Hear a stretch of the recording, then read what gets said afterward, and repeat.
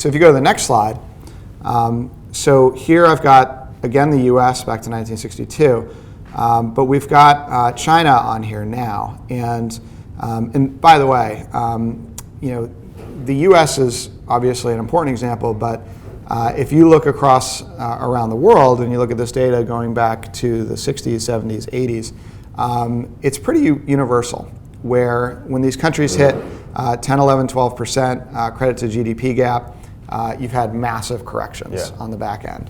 And so that brings us to China. And China's interesting because it's currently just over 30%. And it's gotten there in an extremely expedited way, really, since the Great Recession. And so to put it in perspective in dollar terms, since 2007, China's added about 24 trillion in debt. That's US dollars worth of debt.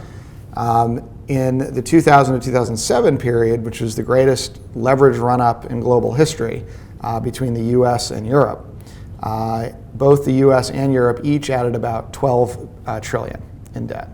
So China's economy is about a quarter the size of the combined economies of the US and Europe, and they've added as much debt in the same amount of time as those two economies did in the lead up to the biggest collapse in global history. So what does it all mean? Well, what I think it means is that China is extremely vulnerable. To like a rise in the dollar. Well, they're extremely vulnerable because they've got a tremendous amount of debt. Yeah. And the non-performing loans are starting to balloon. And I think what's sort of interesting from a catalyst standpoint is this Trump election, because now rates are rising, the dollar is strengthening. So both those things put increasing pressure on China.